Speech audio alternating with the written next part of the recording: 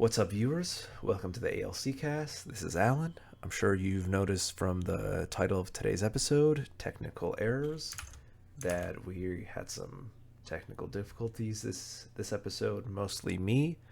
I think for the first 10 minutes or so, my mic is cut off, and when I realized that, I thought my mic was just low. I turned it a bit up, and I'm still pretty low, but you can still hear me a little bit.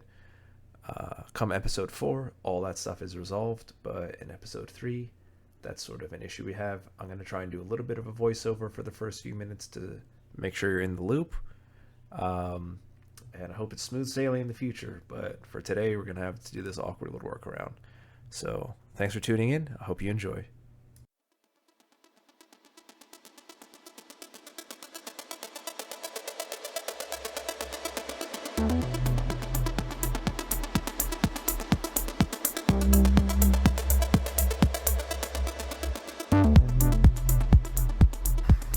We start this evening's podcast talking about DC or Baltimore in terms of some real property stuff.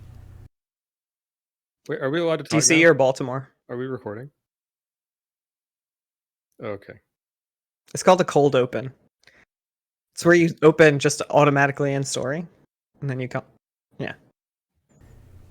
We briefly touch on what a cold open is and what in medias res is. Media res, I think, is what it's like the more colloquial term. In medias res is So does that Latin mean like for in the middle of things. Does that mean like 720p? It's literary and Yeah, 720p. device. We're opening at when 720p, guys. the viewer is thrown in the middle of some sort of event. Do it, or Alan. conflict. Now's the perfect time for an intro. Go.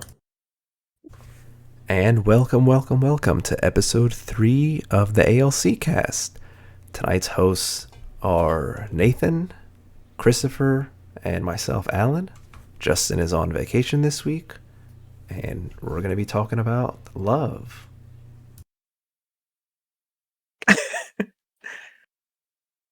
Are you live, like on Twitch, while this is happening? Can you share your Okay, screen? good, I'm good. disoriented. I want to know where the pictures are in more detail. I know. I was curious about it too. I was like, I need to go look for that pic. No, it's But yeah, okay. I actually didn't know that in medias res was a Latin term. I've only ever heard in media res. Just pronounced completely incorrectly. We start the podcast off here not quite talking about the subject yet. We end up talking about the movie The Northman, other media that starts in medias res, the wild shit that happened Storytelling in the movie The Northman, its influences, what it influenced, and my experiences watching the movie, which I thought were pretty good. I thought it was a pretty great So what's movie. the topic this week? From there, though, we get into Is it a this series or a movie? Nordic I haven't seen it app yet. that people, I believe, in Iceland use Hmm. because there just aren't enough people there and families have been interbreeding there for generations. So there's this app where people who are dating can check the app to make sure that they're not related before starting to have sex, so as to not have incest babies. Hmm. Interesting. I've kind of heard of this. Yeah, like so there are these there's are they called sagas? Something like that. And like so there's all these like kings and princes and people around like in Denmark at some period of history. And then there's this Beowulf story that's about some of them, and then Hamlet's about like it's actually I think there's actually some characters, some families in common between Beowulf and Hamlet or something like that. I think I've heard something about that. Well, you're just trying to minimize the relation, really. Just trying to like get to like the fifth cousin I- level, and you're like, I okay, need to know more about this app. Can that be the topic for this week? Like, does it actually do that? Does it actually check in your bloodlines, or is it like ancestry.com? I think they good. I mentioned here that the main part of the app is just checking names against each other to make sure that, you know, we're not closer than fifth or sixth cousins, because most people on the island are probably around there, but they don't want anyone closer than like fifth or sixth cousin to sleeping around. And I think one part of it too is that they just have the records for everybody, and there's not that many people. Like the whole island, am I remembering right? I think there's like 300,000 people, and uh, and they've just got everybody's records all the way back to when they settled the island. And one thing that I heard actually is that at some point there was like literally one black guy that went to Iceland, and through the through the records and through like genetic testing, they were able to reconstruct that one guy's genome exactly, because he's like the only one, like going back that far, and his genes are like spread out among the population, but they're able to like reconstruct it exactly. I had a very antithetical, is that the opposite thing happened to me today when I went to go vote, and they looked up my name and there was 30 pages of Christopher Martinez in Austin, Texas.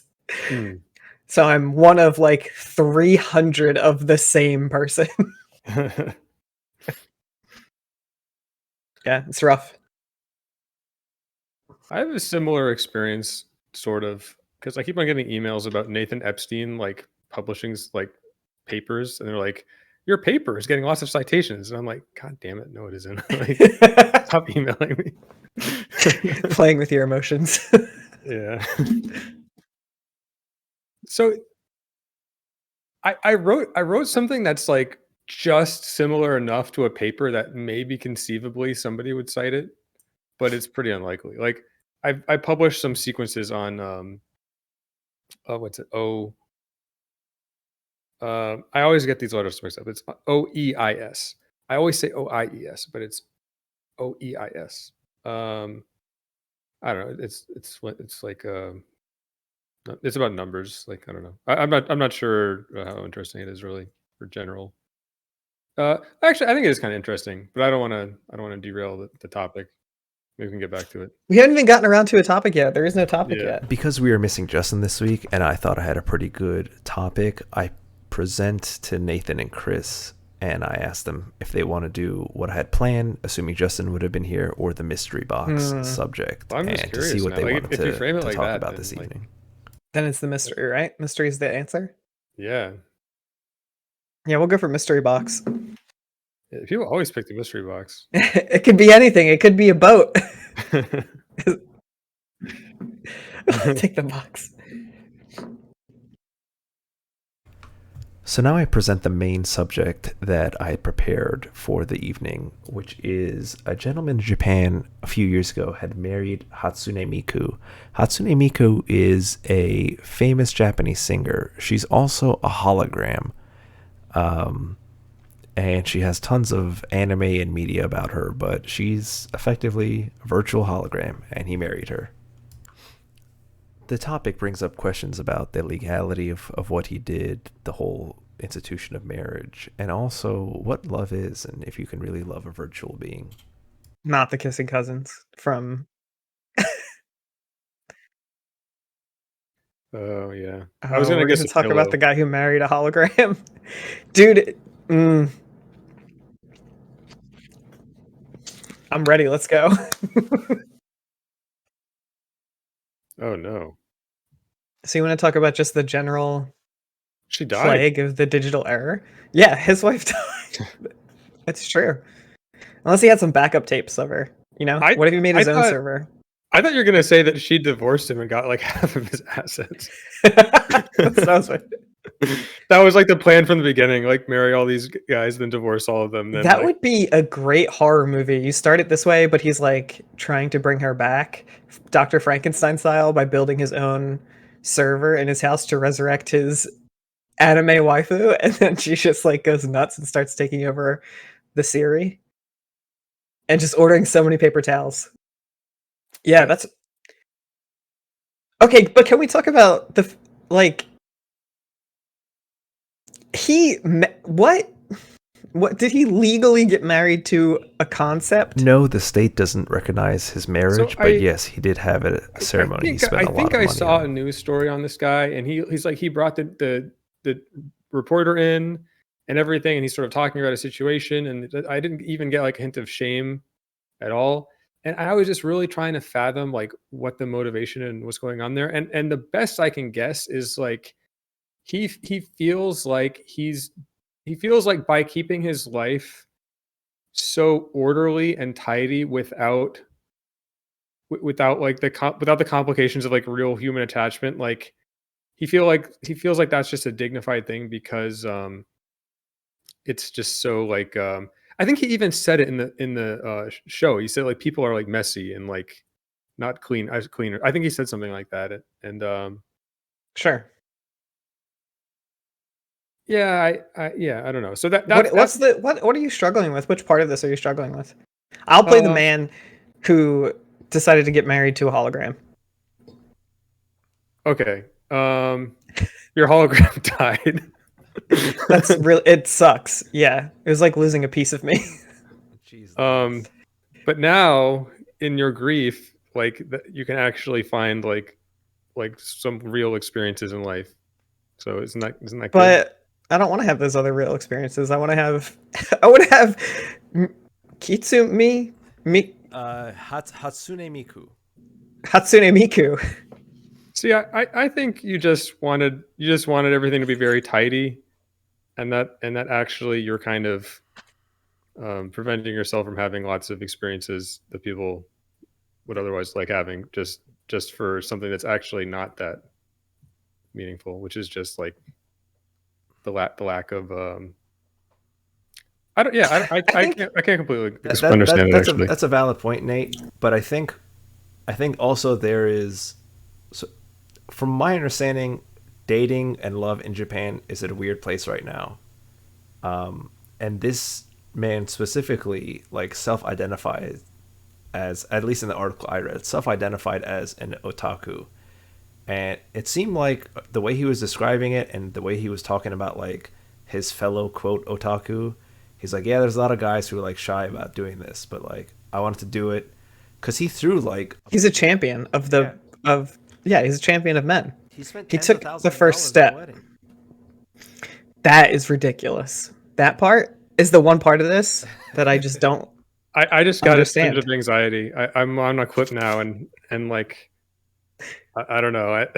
This is like, it's like a men going their own way podcast or something. Like this is oh my god, you did this, Nate. How did I do this? Well, I think a man should be able to.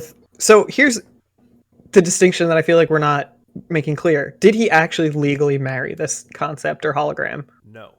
Or did he just have a ceremony? He spent money on a ceremony. Correct.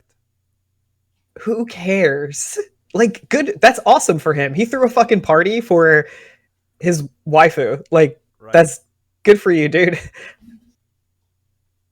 I think there is like a so I guess it's like it seemed to me like that it's like their only way to kind of capture some like I guess the society would have like some valuation that it would impose upon them, right? And they're substituting with their own valuation, and they're like, okay, in this sphere of life where like we pick the rules, like we can value ourselves how we want instead of how society wants. But from the American perspective is like, well, I mean, that doesn't have to be so, that private world that you're making for yourself, it doesn't have to be like so bizarre. Like you can just find some people and live in that world of your own deciding, and then you can actually have like real relationships in that world of your deciding, and society doesn't have to be so monolithic. Like, so I have a question then. Mm-hmm. It sounds like what you're saying is because the experiences that he has with this other person, this hologram, are digital, they're not real.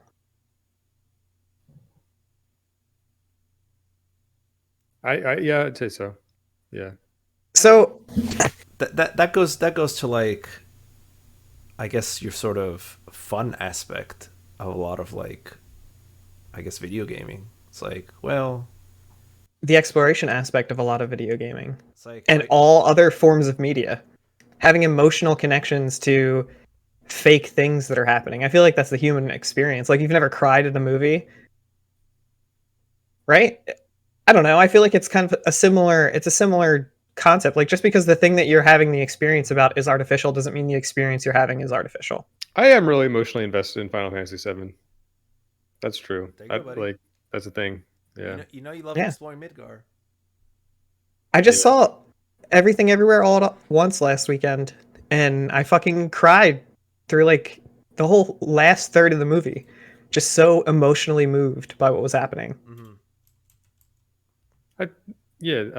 I saw that phrase somewhere else today.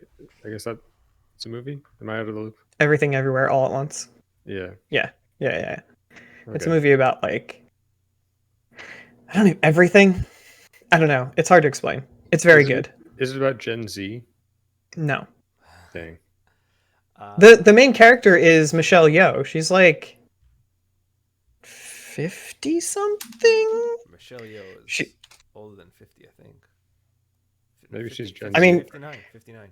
59. She's right on the 59. border. She looks great, man. She is great. I love Michelle Yeoh. Yeah. But yeah, she's like the main protagonist. Her and the guy who played or who was Short Round in Indiana Jones. No. Yeah. Mm-hmm. A really racist sidekick. He's in it. He's also very, very good. That's awesome, man. I'll check it out. And it's about like dimension hopping and stuff like that. It's super weird. Sick. Neat. Okay, so it's like And there's a lot of like and there's a lot of kung fu, and there's a lot of like really good, well choreographed fights and stuff. somehow I took that title as like social commentary. Like I thought it was like this generation's like on the internet too much. Like It kind of, I feel like it. Well, what I yeah, thought. we can talk about it later. We can talk about it later. I'd love to do a spoiler cast, and we just talk about everything everywhere all at once. Sure. Hmm. Well, we can do that in like a couple weeks. Nate and I will go watch it. That beverage that might possibly have alcohol is making me want to get a beer. I'll get a beer, dude. Nate Okay, is American. I'll be right back. Pause. Sure. Okay.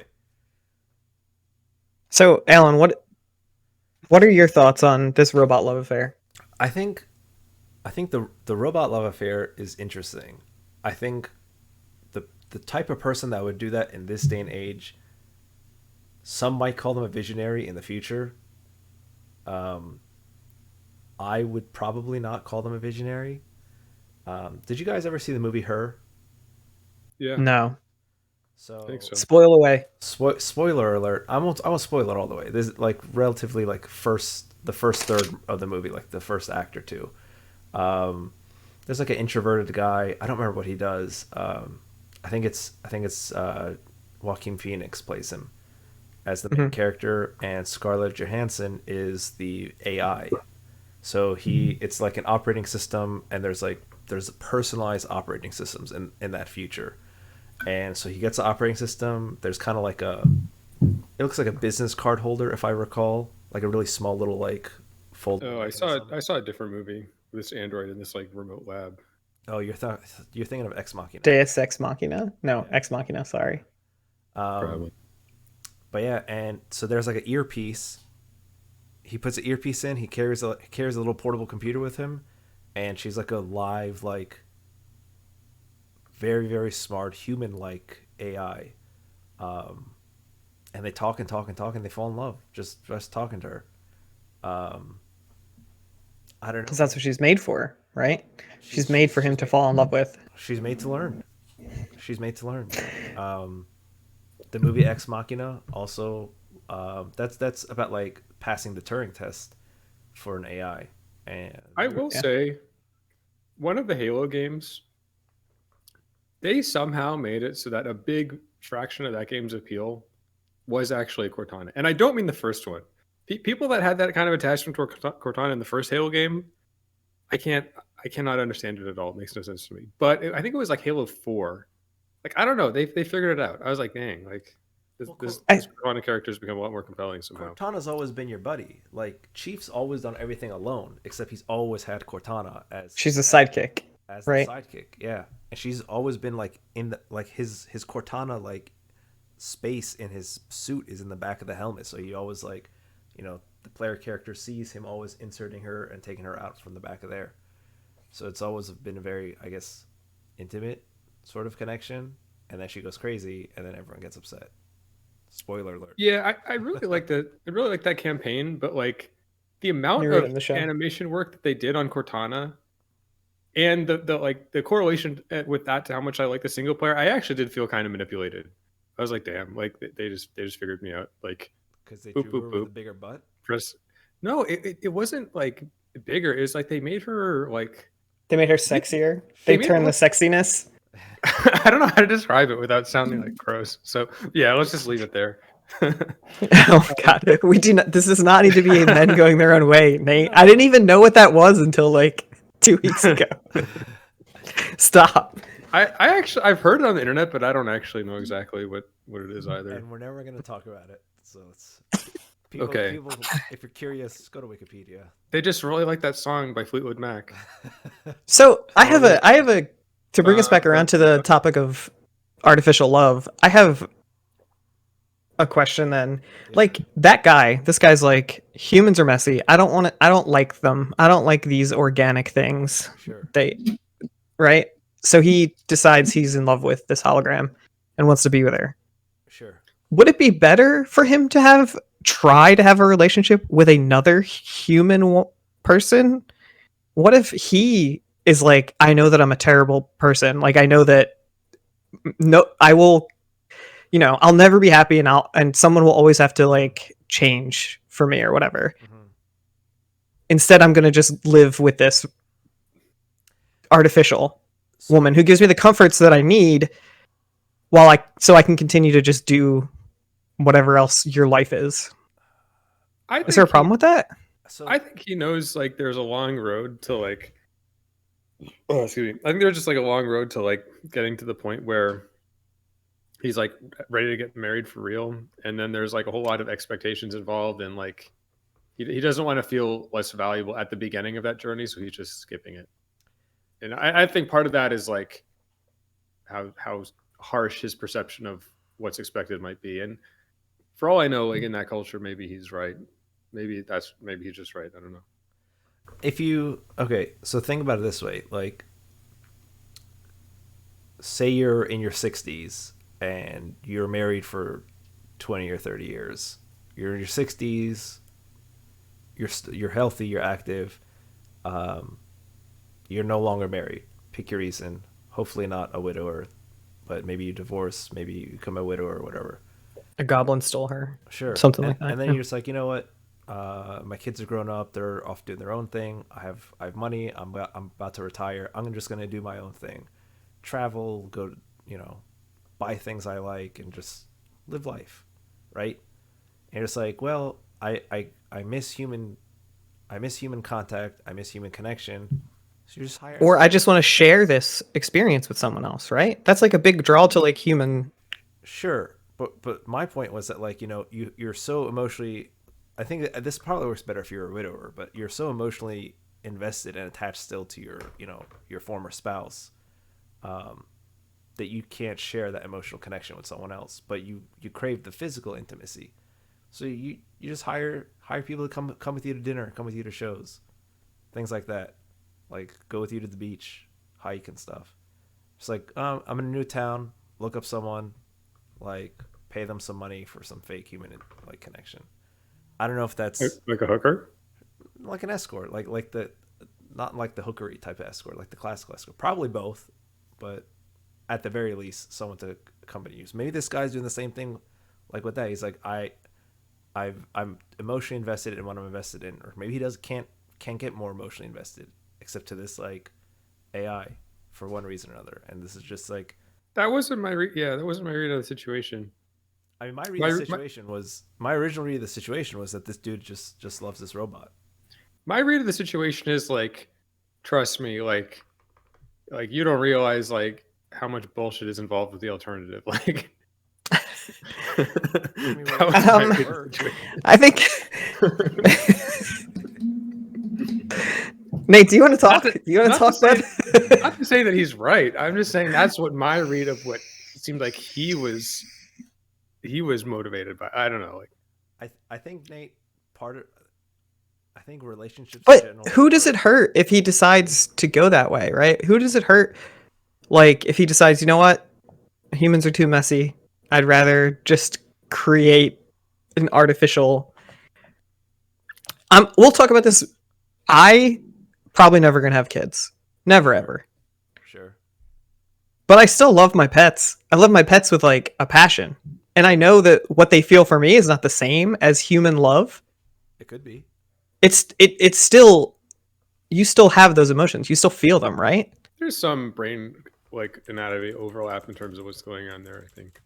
But yeah, it's not exactly the same, I'm sure. I think my biggest problem with the marrying a hologram thing is that somebody owns her and can turn her off. Why would you do that? Why would you do that?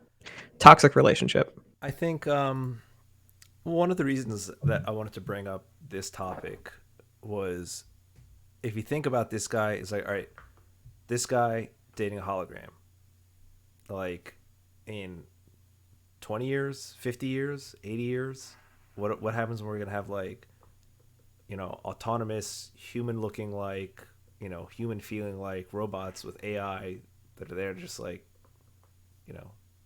clean up stuff, fix stuff, just around the world. A, people are going to want to bang them, and B, people are going to fall in love with them. But okay, I don't think innately people are going to want to bang them. I think that's a crude. If they look like people, like, don't make your sweeper bot sexy. Don't do it. Don't make your sweeper bot. Don't make your mop bot, your dishwasher bot doesn't need an ass. It doesn't need boobs. It doesn't need any kind of like. It just needs to be a box. That's why droids look like droids. It's like a whole new connotation if like the Roomba gets like stuck somewhere. It's like you just get one of those mouse pads that are like breasts and put it on top of the Roomba. It's like I'm stuck. Like step. Yes. Step brother, I'm stuck on the stairs. Come get me. I'm in danger. Oh god. Yeah. Just don't make your appliances sexy, and then we won't have people trying to bang them. I understand that. Now, point two: what happens once we can start making like artificial robotic bodies, and then we start becoming androids as like a civilization? You're giving us a lot of credit. We're not going to make it to that point. We'll be fine. We're so not making it there. Yeah, I feel like I wish. It's like this. I feel like we've got like a window where it's possible to get stuff in space. I think Elon Musk is the right idea. It's like we've got a window where maybe we can get to Mars. Who knows? What's the right idea? Get to Mars while you can. Yeah. I mean, honestly. Well, I think it seems like it's possible. Demolish capitalism while you can, and then we won't have problems where people are trying to fucking own parts of Mars, and then we have Mars civil wars, and the expanse happens all over again. I mean, what's the matter to us? People own Mars. I don't know. What? What impact is there on me if somebody owns Mars? Or even Okay, I presented this topic or this like scenario.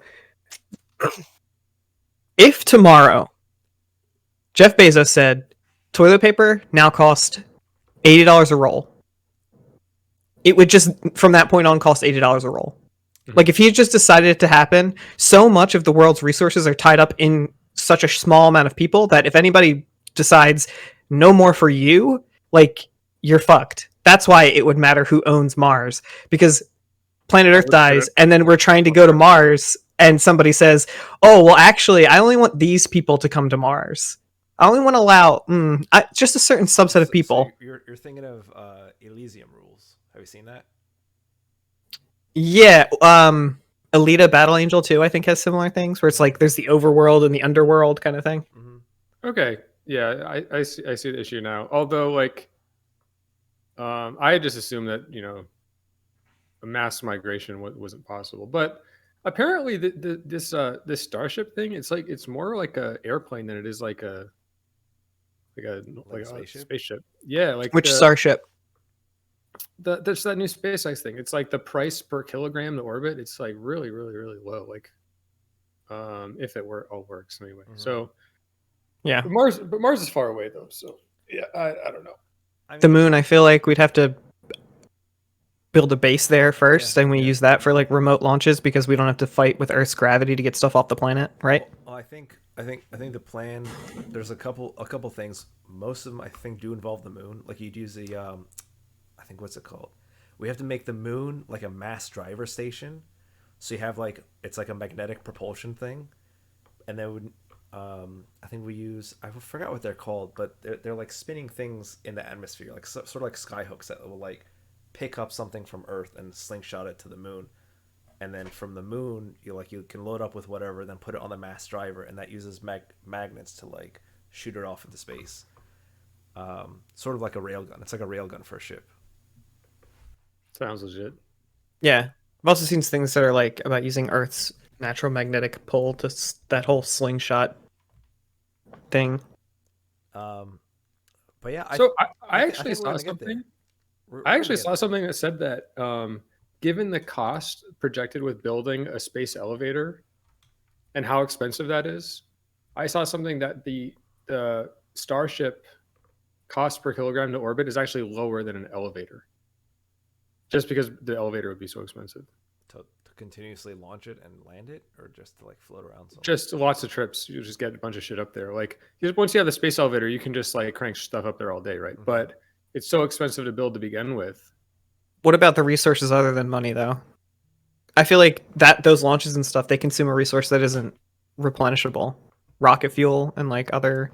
It is kind of like you can synthesize it again. I think like you just need a lot of energy. The idea is once that sort of travel becomes consistent and reliable and more readily available, then we get like asteroid mining and stuff. So that should generally solve the resource problem. However, we'd have to move the asteroids to like the moon and just use them in outer space. I don't think you know what's crazy? What's that? So like I think almost all I'm not sure if I'm right about this, but like I think almost all the valuable metals in the solar system and that are readily accessible in the asteroid belt and stuff, I think they're actually all in one giant asteroid that's like 100% made of metal. I think so. It's like you've got if you mathematically look at the solar system, mm-hmm. I think you can sort of put there's some sort of mathematical sequence you can follow. It's like a Fibonacci sequence or something, and mm-hmm. you can sort of draw like lines where each of the planets are. And one of the lines that you would draw is like right on top of the asteroid belt. So at some point there like was some kind of planet trying to form there, but it like fucked up and that didn't work.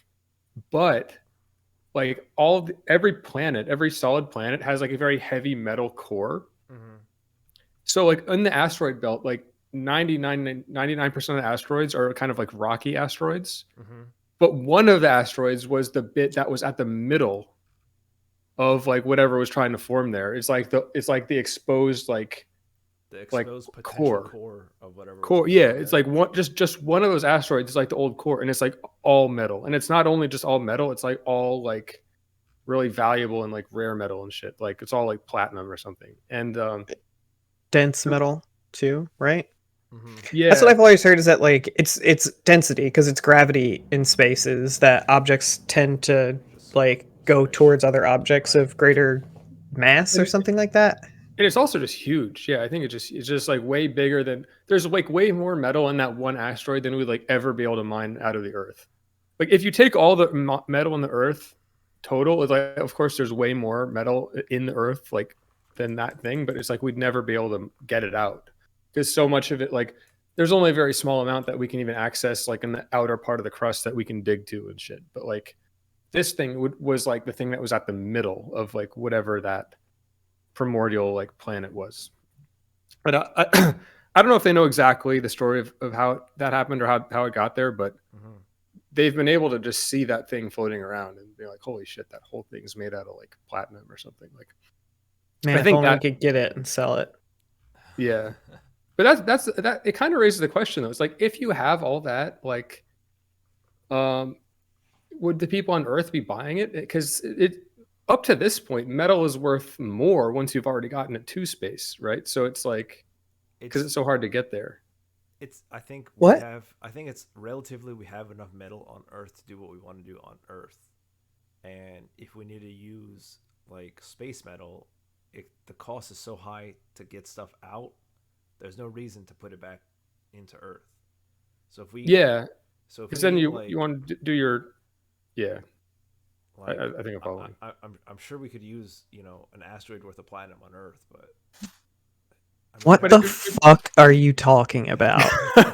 but I'm talking. So it's already in Metal space. does not cost more because it's in space Yes, versus it on the does. ground. What the fuck are you talking about?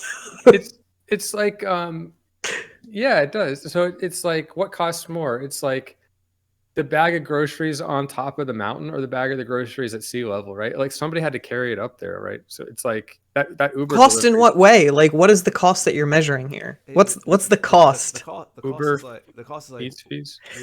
Uber fees. But nobody put the okay, but Well, no, nobody Ubered to space to put the metal up there. The metal was already in space. Well, this yeah, it's gonna change the equation. That's part of it's gonna be like it's like there's gonna be so much metal in space, it's not gonna be worth anything anymore. the thing is, it's like okay, Yeah. we need 50 spaceships.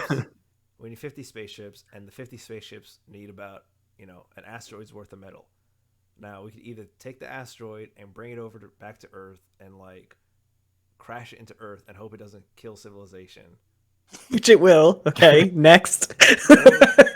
or we slow down the asteroid, put it in like a weird orbit with the Earth, and then like just start or not even Earth, just like any wherever our like spaceship. Like I think you just got to move to that asteroid if you want to make shit Mhm. with metal. It's like that's your You can only asteroid build now. from the asteroid. Yeah, there you go. Guys, haven't you ever played Minecraft? Like, it's like that. It's Just just a whole, it's just all made out of iron, so the only thing that you can build is other iron things. You can't build anything else. How are you going to plant on an asteroid? I mean, if it's as big as effectively a planet, just land on it. it's really big. Big as a planet's core. I wish I actually knew how big. I want to say it's like the size of like like an American state. Complete guess. I don't know. We'll check later. Insert American state here. The four largest planetoids or asteroids are No, Ceres. to find this, you got to Google the most valuable asteroid, because if you use like the market prices for metal on Earth, it's like, and then apply those prices to that whole fucking thing, it just like you get numbers that don't make sense anymore. It's like $27 quintillion. Yep. The most valuable asteroid is Davida. Okay. 511 Davida. That means so nothing. It's like English American dollars, right? Apparently, one time the king of Mali decided to take a pilgrimage to Mecca, and on his way, when he went to Egypt, he was just giving out so much gold that like he actually crashed the value of gold. Just like, hey, check it out, guys! Like, here's some gifts and shit. Like, I'm from Mali. What's up? And then they're like, oh my god, like there must just be unlimited gold in Mali, and then like nobody like wanted to buy gold anymore. That was we thought this shit was rare. So is your concern that if we start mining asteroids, then all of our metal workers on Earth will be out of jobs? all the primordial crypto bros who have gold instead will all be sad. They'll be like, man, we've been buying gold this whole time. We thought it was a commodity. But Well, it is. That's like free. That's free trade, right? sure. We have this resource. We don't have that resource. We will give you this resource for that resource because we need both. Sure. I know a fun fact about gold. What's I that? think. So I've heard that if you take all the gold ever mined, it all fits in a cube that would like fit underneath the arches of the Eiffel Tower, the bottom kind of most arches. Just imagine like a giant cube kind of sitting The under bread the basket tower. of the tower. Mm. Yeah, or like well, the bottom part, yeah, and all the gold ever mined would fit in like a cube that you could put there. Excellent fact, Nathan. Excellent fact. I don't know how that helps us when we're trying to discover I don't know either. the answer of love and robots. Can I talk I about s- why I'm so tired? What's that? Sure. Sure. I went to Michigan, and I flew back last night at 10. Why'd you go to Michigan? Where in Michigan did you go? Why would you ever do that? I was in Ann Arbor. It's actually pretty nice. Michigan by and large is actually like a lot of it's like a swamp, which I didn't completely realize. Like a surprising number of places are swamps. It's like it's kind of like in people's minds, I think like the default kind of place would be like plains or savanna, but really you just more often than not you're gonna get a swamp. Mm-hmm. I think that's just According to Fish and Wildlife, approximately 1% of Michigan is swamp. I don't think that's right. Did you only go to the? 1%. Did you just go to the Michigan swamp? I guess this is just this is just how I'm gonna catch shade randomly. It's like, you know what? They have a nice state there. Guess what, guys? Swamp. Maybe I'm just sour because people have been calling DC a swamp, but that's wrong. Because it is. Because it is. I typed in, "Is Michigan a swamp?" And I got like all this stuff about how Michigan's not a swamp. I typed in, "Is Maryland a swamp?" And then I got best swamps to visit in Maryland. It's just swamp. Like I've bit my mosquitoes my whole life. I just want to pretend other people are suffering too. What were you doing in Ann Arbor? Okay, so check it out. Apparently, my sister graduated a long time ago, but then there's been this virus that's been like fucking everything up. So nobody What? actually graduated, or they did, but they didn't have the ceremony. Okay.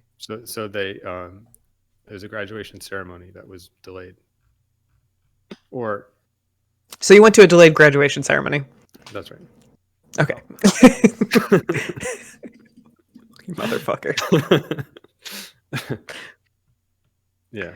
I don't know. Nate- It kind of was like it kind of was like it symbolized things going back to normal. That's kind of what it did. It was like Yeah. everything's been on pause and now it's not anymore. So that was cool. I went to a wedding a few weeks ago that gave me that feeling. Yeah. Like, okay, we're going back. Things are going back. It's like the world, Whether people like it or not. yeah. And some of those and I during this moment where I'm feeling like things are going back to normal, it actually gave me like a moment to reflect upon like early 2020 and just how like fucking like crazy that change, that abrupt change was, and then the fact that it just lingered like for fucking ever until it became normal. It's like it's like the fact that it's not that's not the normal anymore. It's kind of gave me a chance to evaluate like how fucking crazy it was a little bit. Or there's a word, contemplate maybe. That's what happens when people are dying left and right, and they got to do something. They just shut everything down, so they figure something better out. I actually think this is I don't know how related this is. If they keep on like doing the lockdowns the way they've been doing it in China, they might have a revolution on their hands. Like people are. Have you been paying attention to this country? More to America? Well, everybody knows that we've got problems, right? Like that's no secret. But I mean, people are pissed off. People are pissed off there too. Like, I mean, like it's bad. Things are bad. Things are very bad in a lot of places.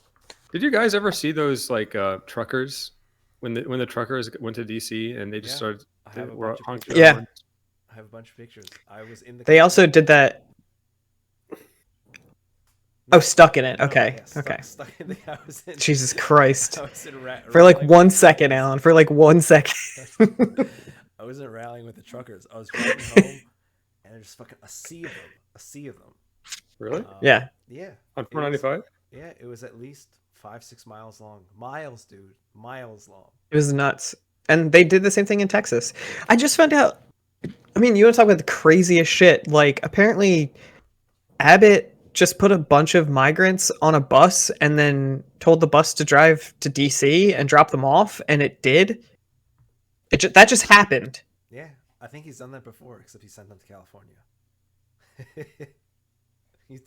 Like, it's not the first time. we live in a batshit crazy, like, pseudo world now. Ever since, I think what actually happened is the world exploded in 2020, and we are all living in the purgatory after. I just want some magic to happen. Can we have some, like, magic somewhere? It's always been around. Like people just forgot the Mm-mm. words. Yeah, they forgot the words. You gotta find. Mm. You gotta find. Yeah, the so text let's and say the right words. find it again. Come on. It's the only way we're getting out of here. Also, Are we like today What?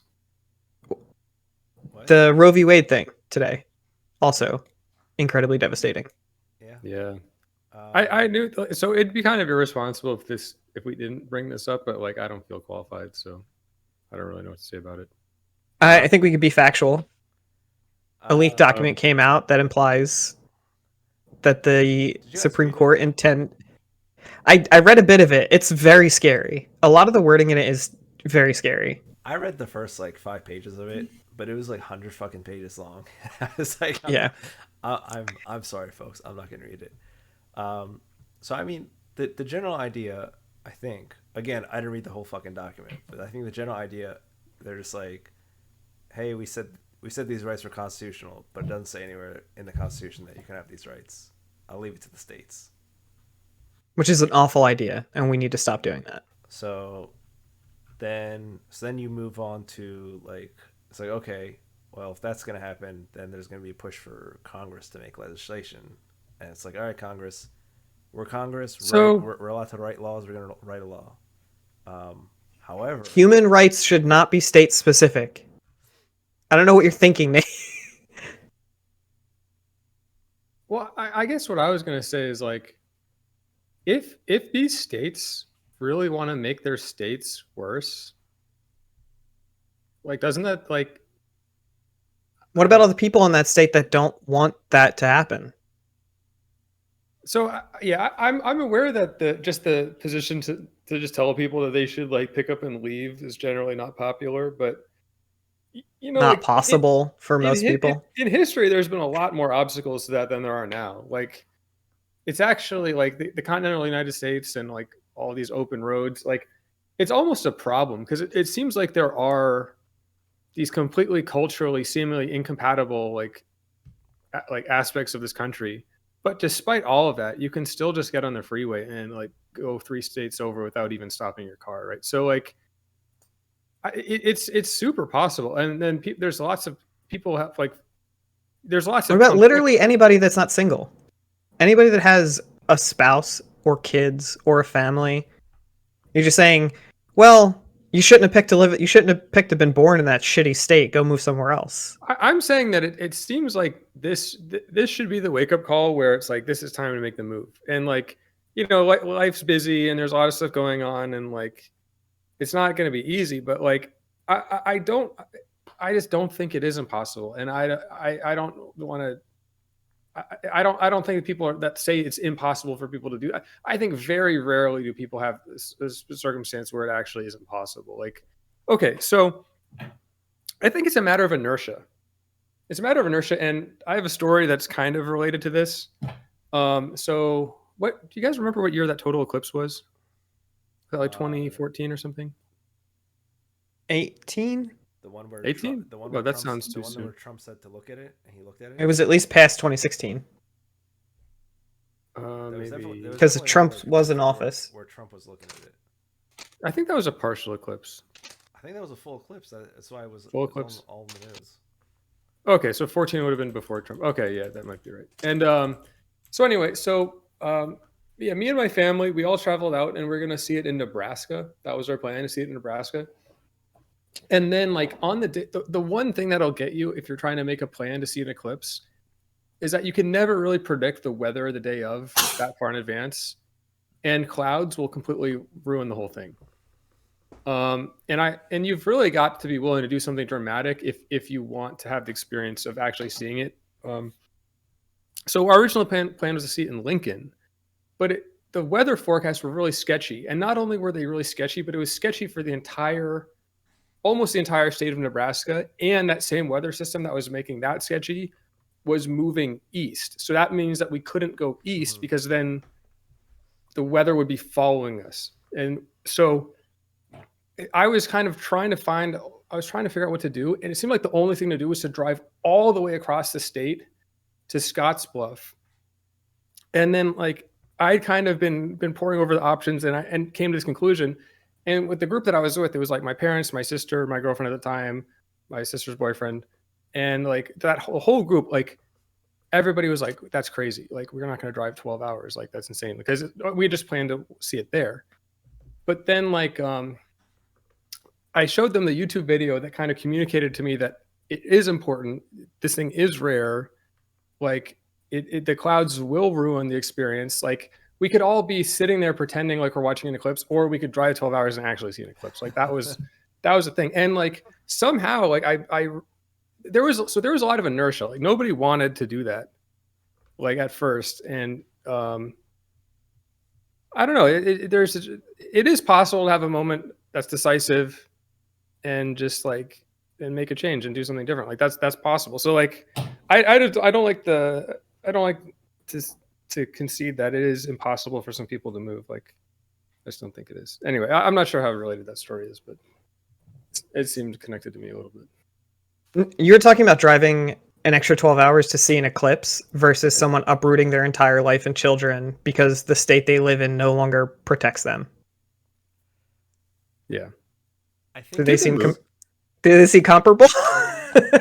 like I get what Nate's saying, and I think a sort of exodus like that would put pressure on the state.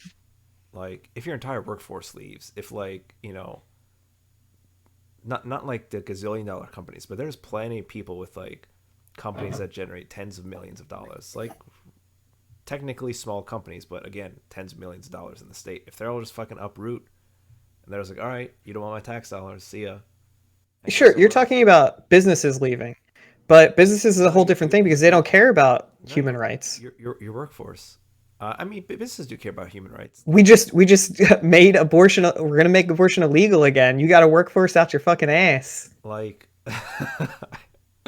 I mean, like we're going back to a medieval society. Big companies have a vested interest in like very liberal states because how do I word this? They want to bring in the best people, and they don't want any restrictions on who they can bring in. So if we own a business in Texas, we want to be recruiting from California, Washington. We want to be recruiting from DC. We want to be recruiting from like the New England and all that sort of shit. Our vested interest in our business headquartered in Texas, where we're paying people to move there, you know, maybe upwards of $10,000 a person to pay for their moving to come here. We want to hire the best people for the business. So when it comes time to be like, hey, you know, we're at a big government affair or big government event with like a bunch of other local businesses. Why doesn't everybody just move to Texas? Then we'll never have to deal with Republican politics again. It'll just be over. Like, we'll just move to Texas. Texas was blue? Yeah. Okay. Yeah. Man, people should move to Texas and try to change the politics here because it would be a big win. I'm getting a note of sarcasm there, but I was actually being serious. Like, no, I'm being serious too. A big reason why I decided to make the move to Austin was because I wanted to contribute to turning the state into a more liberal state. No, that's legit. Like that. Yeah, honestly, that might be this. Like, my one concern is like, what if like it gets too hot? What if, like, what's the climate? What kind of temperatures you got going on there? It's hot there, but probably less muggy than it is here. Austin is less. Yeah, exactly. It's weird to explain, but even on the hottest days here, it still feels like a nice day at the beach, like a hot day at the beach. There. Are you calling me out on the swamp? It's just a drier. We already uncovered some trauma here, breezy. guys. Now you're just piling on. Like, honestly, I would agree with Nathan's sentiment where just move, and I think that's still partially the right answer. However, can I say something in regards to that? Well, I do know. I wanted. But go ahead. I don't want to get off this topic because I actually really like what Nate just brought up though, because you're right. That is how we change it. Is that we get people who have we've already decided population wise, like that this country is almost 50-50, but more people tend to vote and tend to lean more liberal in their views. We saw it in the last election. Sure. Like a huge amount of people voted, and popularity wise, like, and whatever electoral college bullshit wise, it was very liberal focused, right? So like we know that at least more than half the people in the country want that.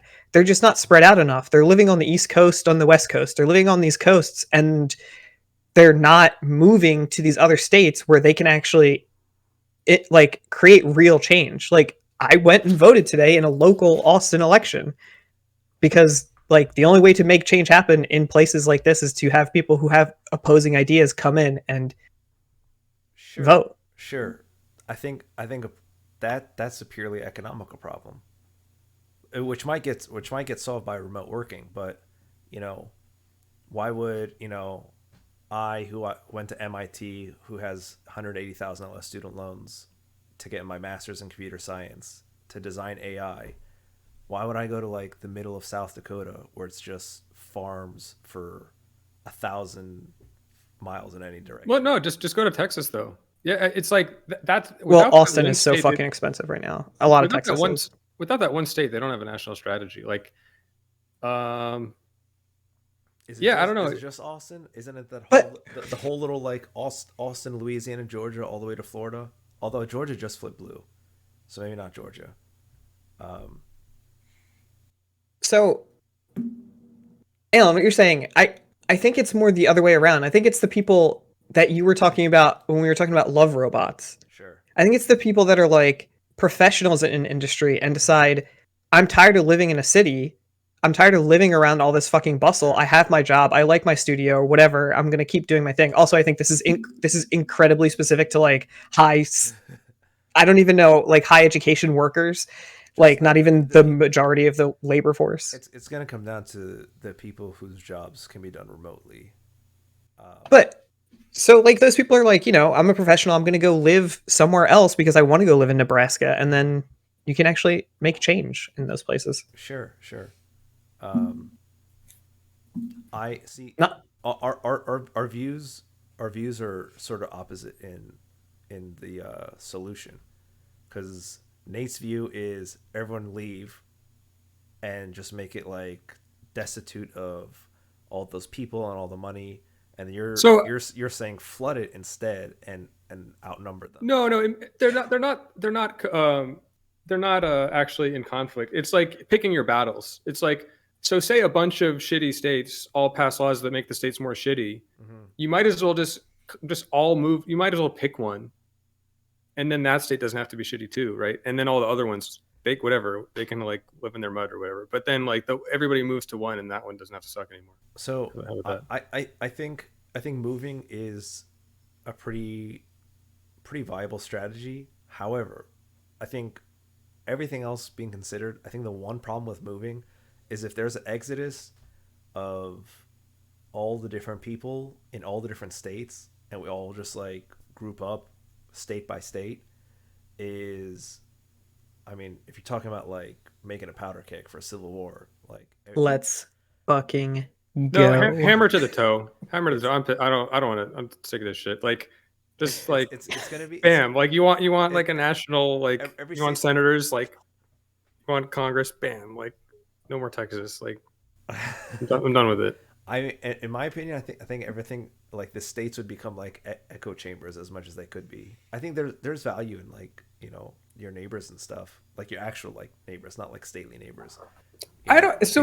Being of slightly different ideology. I think what people don't realize is that like Democrats just don't tend to think this way. They're not like, they're actually just trying to live their lives. They're actually just trying to like have a life and like do stuff with their family and like go to the zoo on weekends. They're not thinking like strategically about like, and Republicans really are. So maybe that's. I should watch Attack on Titan.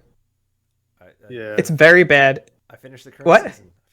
Okay, well, Well, I don't want to spoil it for Nate, but I think I'm caught up. So what? It's like we're just are we gonna waiting. spoil it? Wait.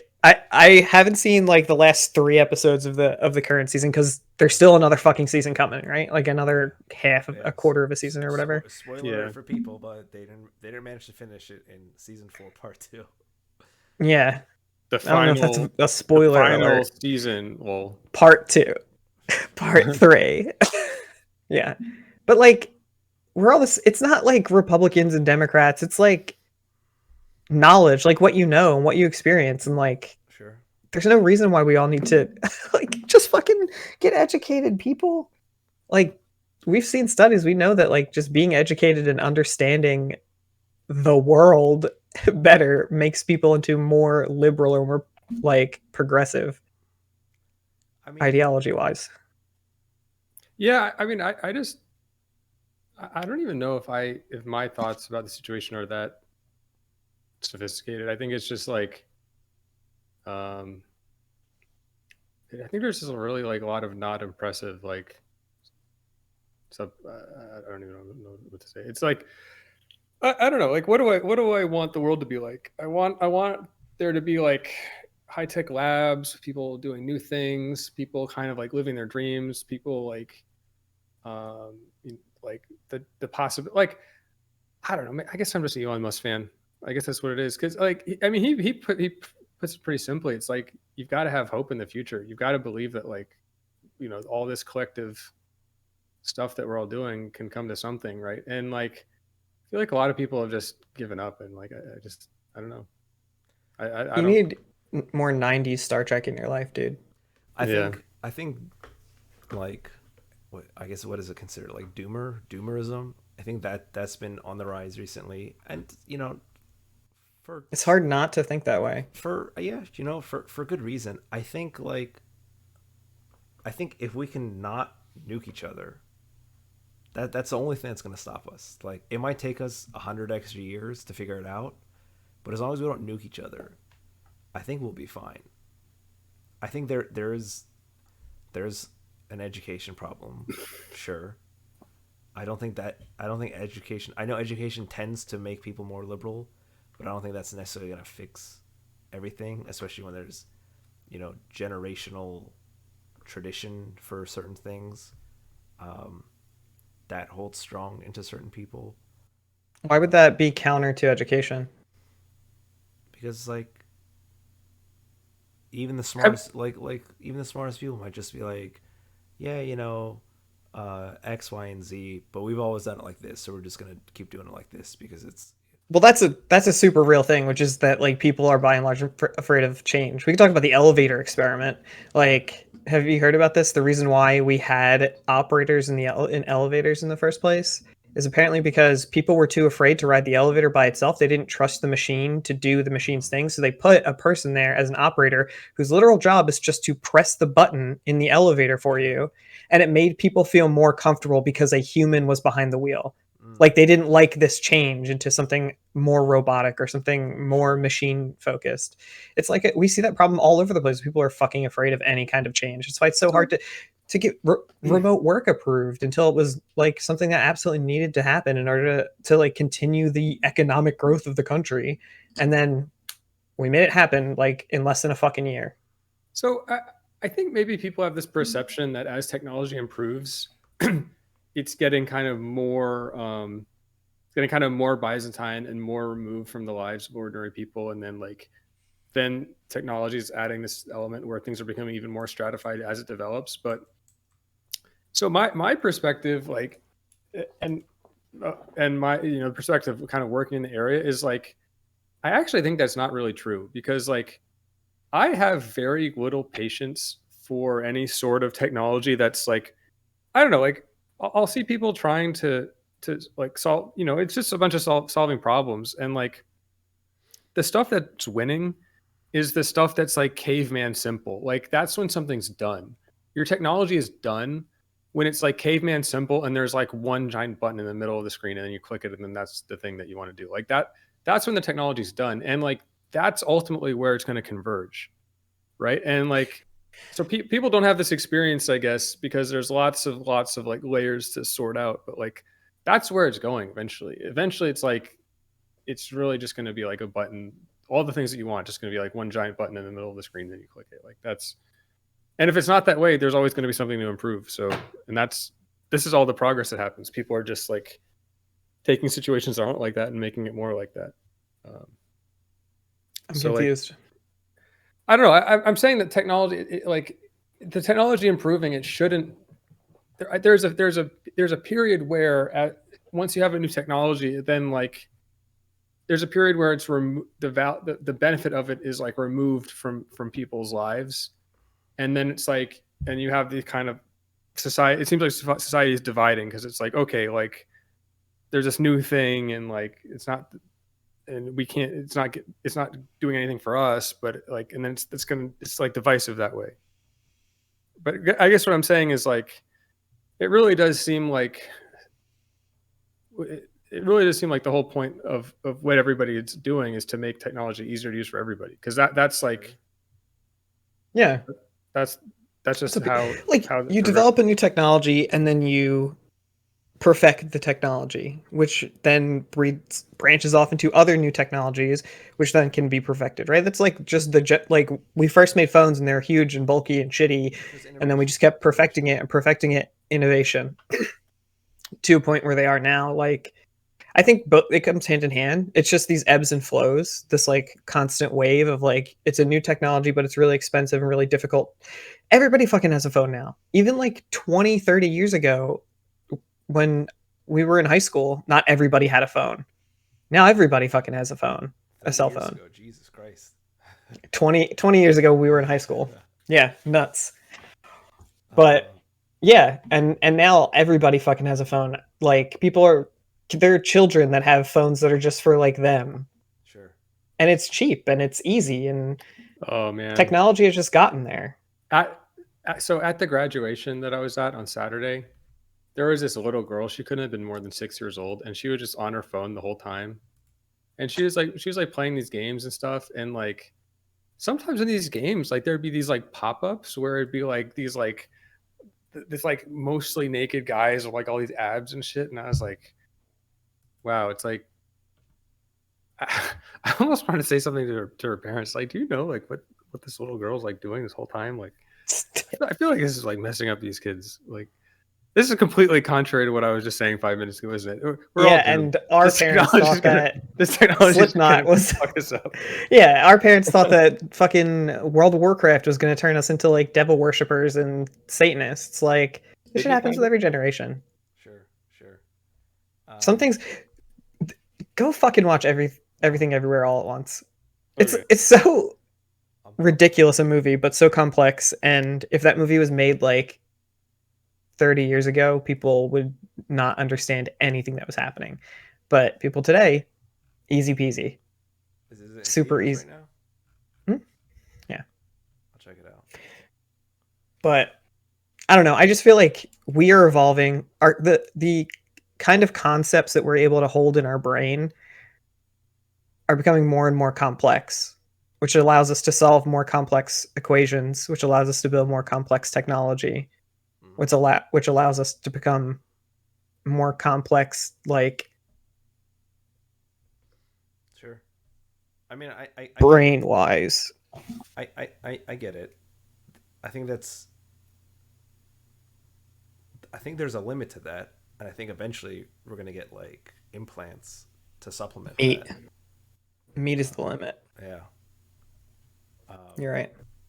And then I think that goes all the way back to Love and Robots. Like, I mean, we're eventually gonna like, start interfacing with technology in a very like literal way. Just like chipping soon enough. Like brain stem chips. Yeah, all that sort of like wild sci-fi stuff. I think that's obviously an inevitability. I think I'm on my phone too much. I want to take like a tennis. I want to do more. I'm having my birthday's coming up, and like I was actually feeling fine about it. But then I was in this meeting today where somebody who started at this company after I did made the comment to another guy that started at the company after I did. It's like, man, we've both been here about 7 months now. It's like, doesn't feel like 7 months. Wow, haha. Like, it's like, And it seems like the time went so fast. And then somebody asked, is that a good thing or a bad thing? And then it said it's a little bit of both. Like a good thing, like, okay, we've been busy. It's like, it's like this, we've been involved in what we're doing, stuff to do. It's like kind of, that's good. But like, I don't want to blink my eyes and then be 40, right? And like, it's shit's scary. Like I feel like I'm just kind of zipping through all this, like partly like working, and then my nose is in my phone the rest of the time. Fuck, man, I want to take like a tennis class or something. Is that going to slow down? Is that going to slow down time? Dude, you should be around Bethesda. There's a guy putting cardboard box signs everywhere on every intersection. That says tennis class, call me, tennis class. Oh, I thought you were gonna say there's like some really inspirational public art or something. It could be a murderer. Could be a murderer, but he could also teach you tennis. Do something new. I think so. Like, I think this goes along. Have you ever heard the analogy of like grief being a balloon inside of a box or a ball inside of a box? No, I don't think so. No. It's like when you lose something that's very close to you, when you lose something that's very dear to you, you experience grief. Sure. The emotional feeling. But grief never like goes away. That thing is always there. Like you can have a memory of it like years and years down the line. So like the ball itself that is the grief never gets smaller. It's just the box that is your experiences get bigger and bigger and bigger. So like, right, the analogy is like there's a ball inside of a box, and the box is a button on the wall on the side, and whenever the ball touches the button, you experience grief. And the grief itself never gets smaller, but the box gets bigger, so it's just harder for the ball to hit that button and harder for that emotion to come back up. Like experiences are all we fucking have. I appreciate how spatial that analogy was. Right. I like it. Nate, if you're worried about your phone and stuff, like don't throw it away, but get like you can get like flip phones for like $30. Get a flip phone, get like a point and shoot camera, and then put your SIM card in there for a while. You can still text. One thing that I was doing that actually was kind of effective was I set it to black and white on the accessibility settings. That actually, I'd recommend it. It's a whole different phone vibe. My phone does that. I think after like 10 o'clock or something, it goes to like my nighttime mode, and I just tend to use it less at night. So I guess I do notice that, but that's just my part of it for me was definitely the Ukraine news. I was definitely like really addicted to that. Mm-hmm. And I've seen like so much fucked up shit. Like, yeah. There's only one. I think I just wanted to find the video that I couldn't watch because I wasn't sure if it existed or not. It did. I found it. I have a really weird relationship with that kind of stuff. I don't know. Who does it help? Who is it helping? Like just continuously watching and continuously looking. Like, is it helping people that you are seeing it more and more and more? It's or is like it just making you miserable? It's like a self-destructive. Well, I mean, the stuff I was watching specifically was mostly like just Russian tanks blowing up. That was probably like the majority of it, but like not all of it. Certainly, like was that cathartic to watch that? I mean, I have always been into this. Like ever since I was a kid, I've been into this like military hardware stuff. Like I used to get these like cards for different kinds of planes. Oh, something kind of wild happened to me actually. Like early on when this was just first kicking off, I followed this person we're actually mutuals on Twitter, and she was a political organizer in Georgia, and I had first gotten in touch with her. Actually, I don't know if we were mutuals. Maybe I just imagined that, but I first heard of her because this streamer that I was aware of named Destiny. You guys have heard of Destiny, right? So he actually went to Georgia to try canvassing, and she was also organizing in Destiny. She was really kind of. It made an impression on her that he was able to mobilize this community of like pasty white guys that were just kind of like waddling around in Georgia canvassing. Yeah. And that made a big impression on her. And so she actually kind of started following Destiny's community, and like, I don't know, it was just cool. It was like this very, it was like people coming from very different backgrounds to like kind of meet in the middle with kind of like a centrist, like reasonable politics. It was just a cool thing that happened. And I thought she was cool. And, but so another angle of this is that she was in the Air Force, or had been in the Air Force, and was getting really annoyed at people on Twitter suggesting that we should we should go fight Russia, because it's like, okay, well, how, like, don't you guys understand what that means? Like, you can't just like, you know, have some respect for the people that would be going to do that, and like blah blah blah. Yeah. Yeah, And it's insane. well, I made the tweet, which was maybe a little bit I don't know.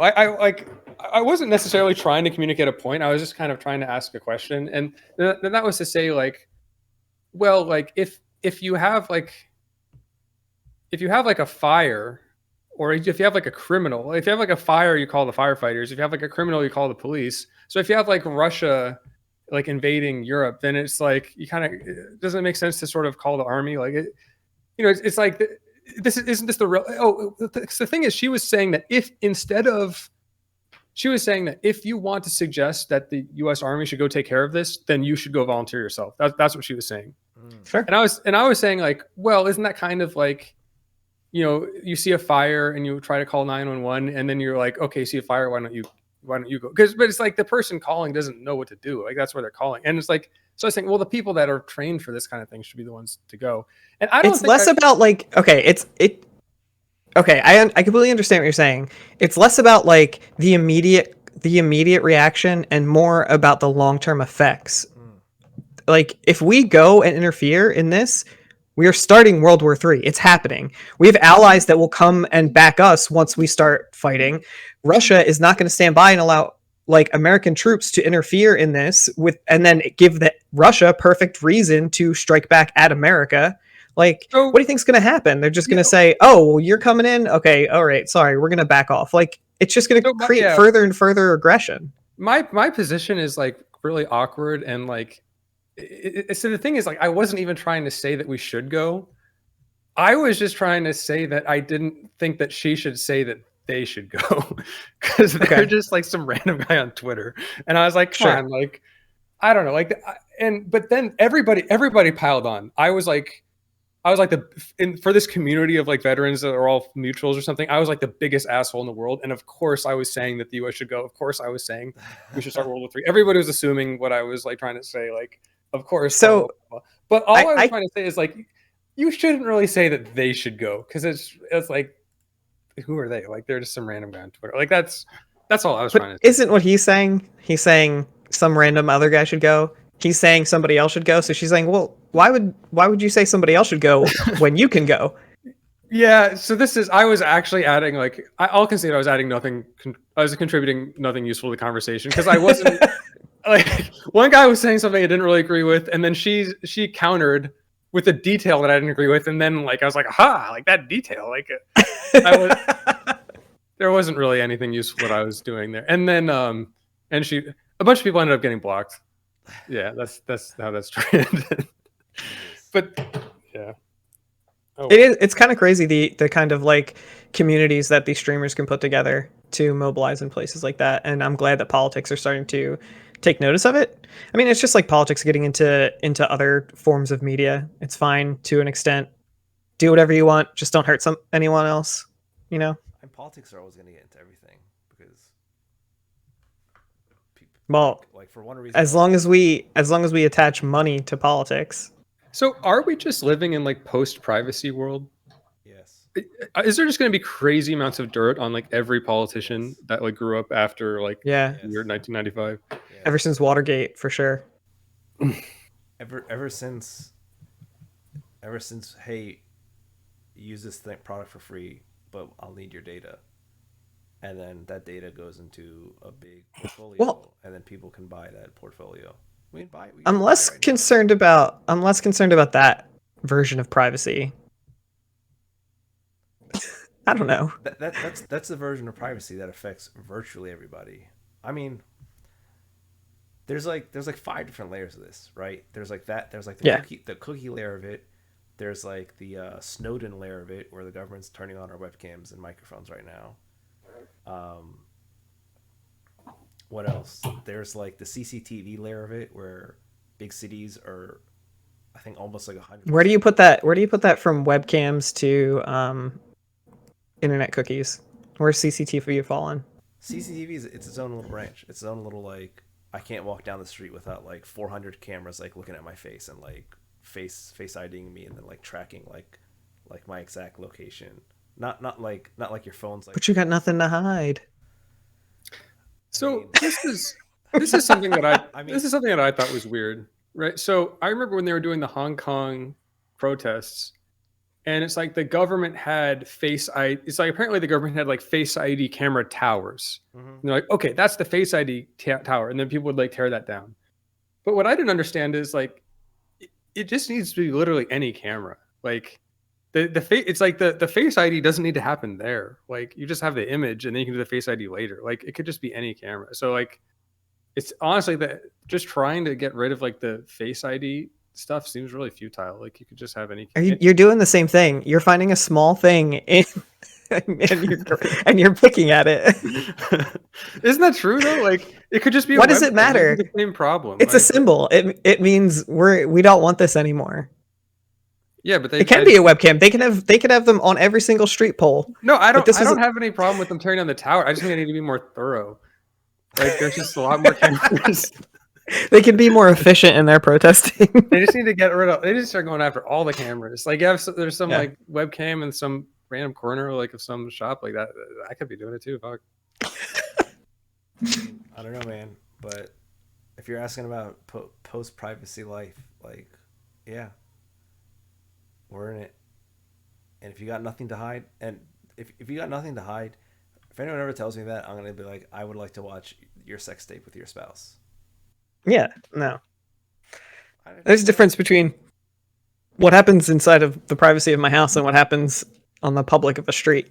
What do you got to hide? Can we agree to that, though? No. What do you have to hide? Nothing. Don't worry about it. Nothing. Exactly. I don't think that the answers to a lot of these questions are black and white. I don't think there's like privacy bad or privacy good. I agree. People should be able to have their privacy. Do whatever you want. Just don't hurt someone else. Sure. I mean, I agree. Can we just live by those rules? I like having my Google timeline. I just like it. It's like right. Yeah. I don't know. Sometimes I like that Google suggests me things to buy, and I'm like, actually, you know what? That would help my life. It's the closest thing I have to a diary. I agree with both of you guys. I agree with it. They're interesting. Like, it's good to know if I have like something planned in my emails that I don't put on my calendar, I'll get a notification that reminds me. It's fucked up. I recognize it's fucked up. Like this is kind of trippy. At the same time, I was like, thank God it's here though. So yeah. I get it. I get the convenience factor for a lot of it, and a lot of it is convenience. If it wasn't convenient, then I don't think I'd hold that same stance. Yeah. I think it's until it starts getting used against you. I don't care what people see, but as soon as they start using it against me, then it's a problem, right? As soon as they start trying to use it for their own gain or for my detriment, then it's a problem. I think it's the same thing with like a sex tape or anything else. It's like, yeah, but I don't trust that you have good intentions with this. Sure. I mean, it's like imagine a Saturday where you have nothing to do. All you want to do is sit in your underwear in front of the TV, pour chips on your stomach, and just like eat food off of your own body. Hell yeah. Go ahead and do it. Like that's fantastic. But I don't want anyone to know I'm doing that. What'd you do today? Why not? Nothing. It's not about a sense of shame and embarrassment. Like it's not. It's just I just don't want people to know what I did today. What'd you do? Nothing. That's it. Yeah, that's totally fine. But I've always found that the people that push the notion of what you have to hide, my sense is that they want to know like by the minute what's going on, like overbearing every variable and data set of your life they want to collect. Yeah, because they want to use it against you. They want to turn it into an algorithm that they can use to sell you products and understand your motives and shit like that. That kind of, I feel like the tide's kind of going back on that a little bit because, I mean, one bit. So do you guys hear what happened to Facebook? So like a lot. That could be a lot of answers. Is it like talking about like European stuff? Well, so there was recently kind of like a big adjustment in the valuation, and my understanding is the biggest contributor is the fact that privacy improvements on iPhones prevented the Facebook app from recording like user activity on the iPhone. Mm-hmm. And then without that recording, the ads were not nearly as targeted, because it's like if it's recording your activity, like I'm just speculating. I don't know in detail how it works, but my image of it is like you'd like text somebody and be like, hey, like I really want like X product, and then like bam, X product like is on your Facebook ads, and then Yeah. that's actually like very lucrative, because it's like that's exactly the sale that people want to be able to make. And what's it called? The click through rate goes closer to 100%.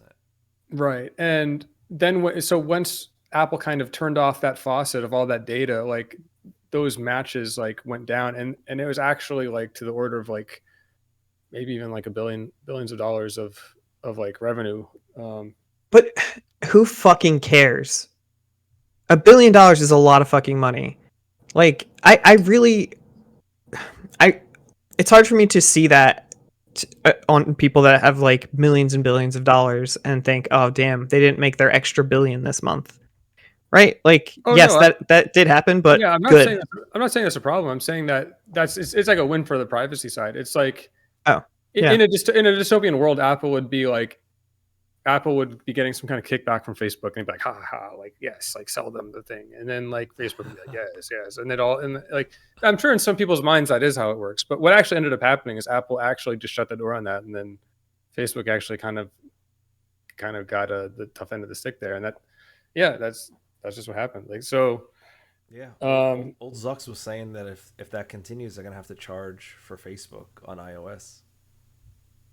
was he really? Yeah. He said we might not be able, I think he said something to the effect that we might not be able to offer Facebook for free anymore on the iOS. So Wow. fucking stupid.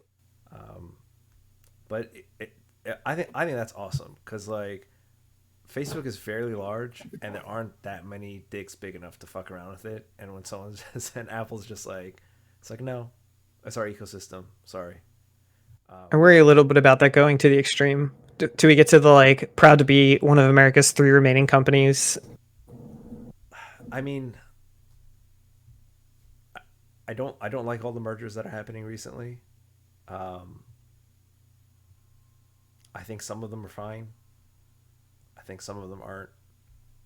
I think all the media conglomerating into one thing is not a great thing. Probably a bad idea. I don't get the point of the Twitter thing. Like I saw this one guy going off about how it was all part of some master plan to like allow direct sales in states that don't currently allow direct sales. What do you mean And Twitter thing? Are you talking about the Elon Ol'Musky Twitter buying thing. Twitter? Okay. Are you talking about Yeah. Ol'Musky buying Twitter or something else that happened on Twitter? No, that exactly that like I think people are just like it just I can't. I think I mean, he it just is. likes Twitter. I actually just think he's like he made his money and he just likes it, and like Yeah, he bought it as like a soapbox. He like it's like he decided he wanted to be king of the playground, so he bought the playground. And I don't think that's true. I think that's part of it. He's a big memer, so he enjoys like the haha 426.9 throw up a few memes. I don't know if he can live without that. On the other hand, sure, like he could have still had that without buying Twitter. but Twitter is making him gazillions of dollars.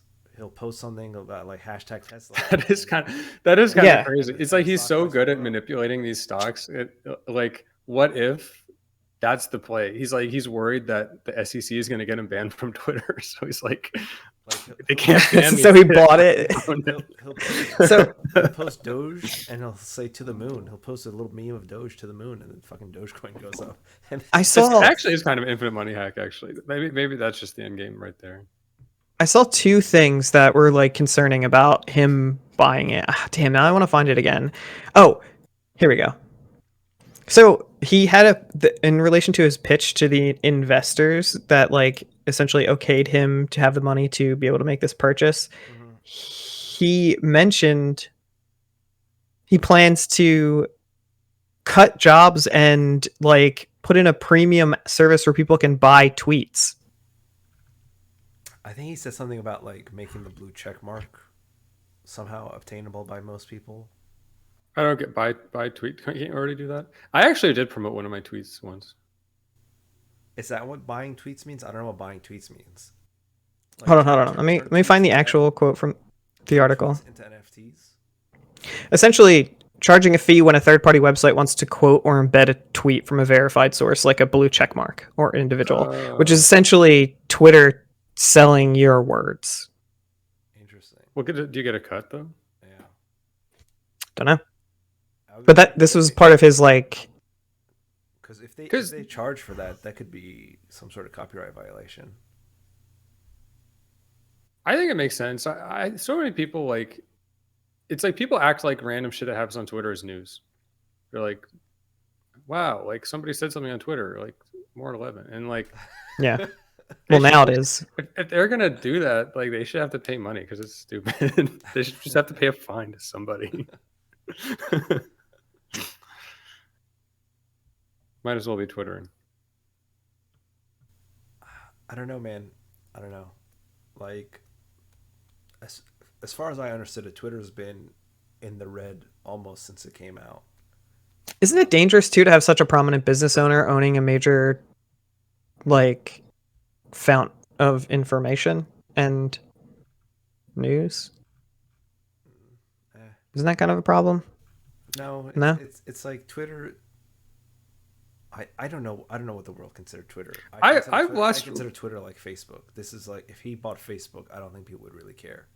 When people say things, I've lost track of what it means when people say things are dangerous. Like for me, it's like people would describe things as dangerous, and like, yeah, I guess the one thing. That, go ahead. Speaking of which, you can summon him. He just tweeted something. Go ahead. I got a thing on. So wait. I want to talk to you because you brought this up earlier when we were talking about the inertia thing, right? Mm-hmm. Like how something small starts as a small idea, but the more and more that idea gets pushed, the more traction it gets and the bigger the idea becomes. That's the danger. Mm-hmm. At what point are we allowing the reverse? Like, at what point are we allowing the like inertia to move backwards to continue? The negative inertia. Yeah. At what point do we like just like say, okay, well, we're already heading towards a medieval society, so we might as well just lean into it? I just think my personal perception of it, my danger valve is maxed out. It's like it was January 6th. January 6th is like, okay, I guess we're going back to the Dark Ages, and like that was just what was happening, and it's so I don't know. It just whatever else happens, whatever else happens, it's not worse than that. I don't know. But you just said earlier that you wanted hope. Hope that things will get better. Hope that we'll make it. So I actually am very concerned about Donald Trump going back on Twitter. This is actually my biggest problem with Elon Musk buying it, because he says that he's a free speech extremist. But I actually think the world got quantifiably better when Donald Trump got banned from everything. Honestly, agreed. That made me so happy. We shouldn't be giving toxic people such a big platform. He can say whatever he wants. He doesn't have to say it in a megaphone to the entire world. And the fact that it was possible for like the various moderators of the different platforms to just kind of unify around the fact that like this guy just shouldn't be allowed to talk anymore.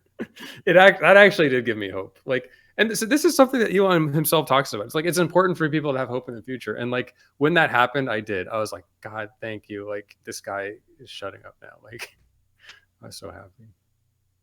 Things will actually look good from there. But the benefit of the doubt that I will give him though is that it is so. Donald Trump exists in the world. He has a mouth. Sometimes blah, blah, blah, he says things with his mouth. I can't hear it. I don't give a shit. Right?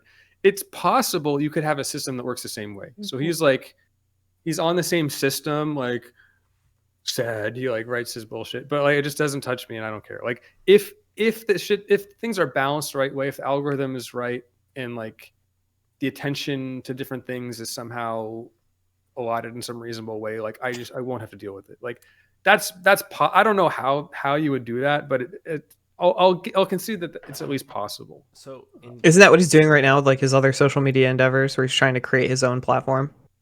Well, he's not going to do that anymore. Oh, you mean Trump or Musk? Trump. Oh, Trump. He tried to go on. Yeah, I don't know.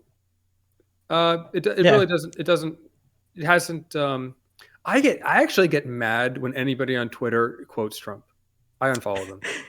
You're like, I don't want to hear those words. It's like I'm done. I'm done with this. Yeah. Um, But Nate, to talk about like algorithms and stuff in China, in like for them to promote, smarter children, more well-rounded children, and not just like mindless social media like consuming children. I think they on China TikTok, every like third, I don't know what they're called. Every third talk you watch, every third talk you tick. I think is the that's Chinese Communist Party telling you what to do? no, it's like it's like a educational TikTok Oh, okay. of like Created by. created by Your social credit agency. created by like educational TikTokers who are probably like pre-approved by the government and say what the government said wants to use. Yeah, that's the problem. But they're like geologists and shit, and they're just like, oh, here's stuff about rocks, and here's like how computers work, and here's like language and stuff, which I think can be beneficial, because I think sooner or later, like science is just gonna kind of jump track from academic journals to like video bloggers blowing shit up in their backyards. I don't think it's gonna happen anytime soon. I think there's still a lot of really good research that happens in like the conventional way, but sooner or later they're just all gonna be like up each other's butts, and then like people are still gonna be like blowing stuff up in their backyards, and there'll be a community that's actually like productively engaged in doing that better and better. there's already a couple that do that. There's a bunch of like YouTube engineers, and they all have like their own. I forgot what it's called. There's like some service called like Smartly or Brainly or something like that.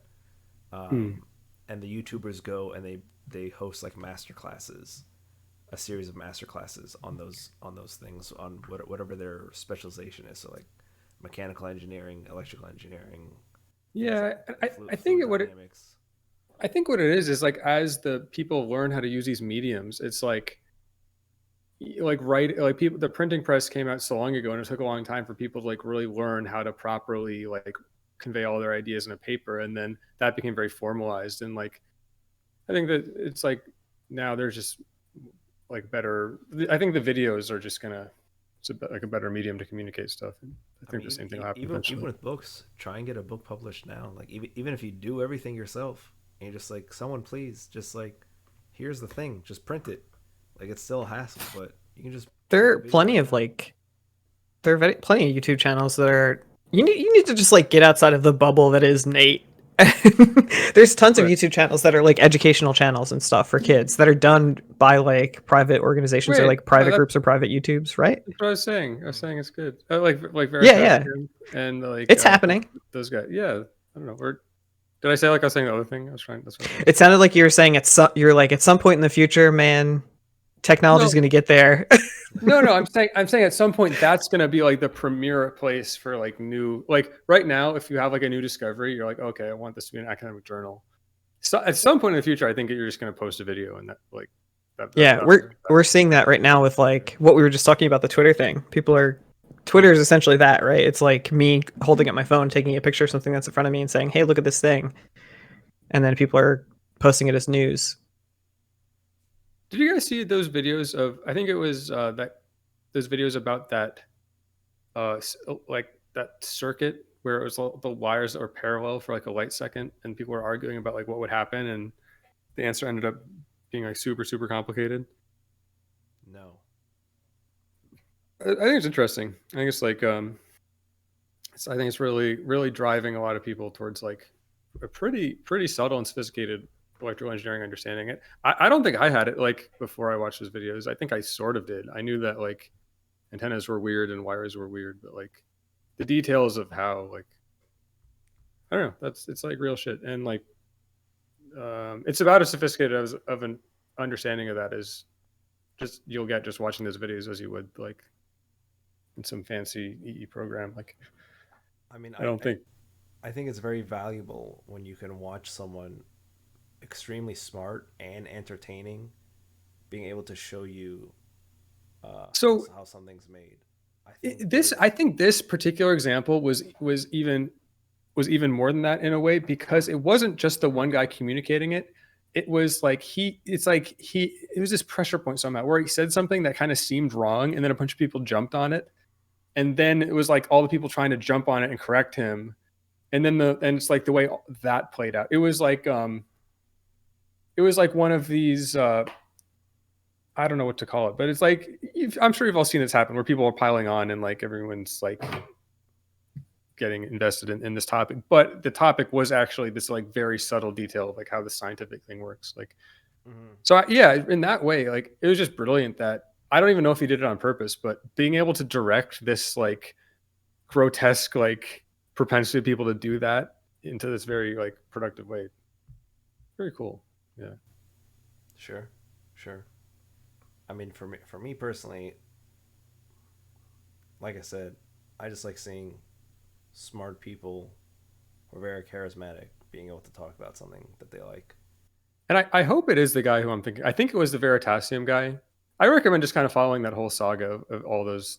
I just saw another video kind of on that topic today. That's one of those number channels, right? Oh, yeah. So it's like, yeah, not just numbers, but like just science YouTube in general, I think. How long have we been going? 1 hour and 41 minutes. Probably call it. Sure. You're hitting 10 o'clock soon. It's a lot to take in, folks. We've gone over a lot. Some bright sides of the moon, some dark sides of the moon kind of stuff tonight. Lots to think about though. But as Nate and apparently Ol'Musky say, gotta keep hope. And then buy Twitter. Gotta keep hope. And then buy Twitter. And then buy Twitter. Go watch more 90s Star Trek. It's all about hope. It's that future you want. All right, everyone. So your homework is go watch 90s Star Trek, Everything Everywhere All at Once. And we'll do a spoiler podcast in the future for a couple of things. And support your local unions. Support your local unions. Get out and vote. So I'd throw that in there. Get out and vote. And as always, come back and join us at the ALCast. That's a wrap. Your hosts tonight were me, Allan. That's Nathan. That's Christopher over there. Good night, ladies and gentlemen. All right.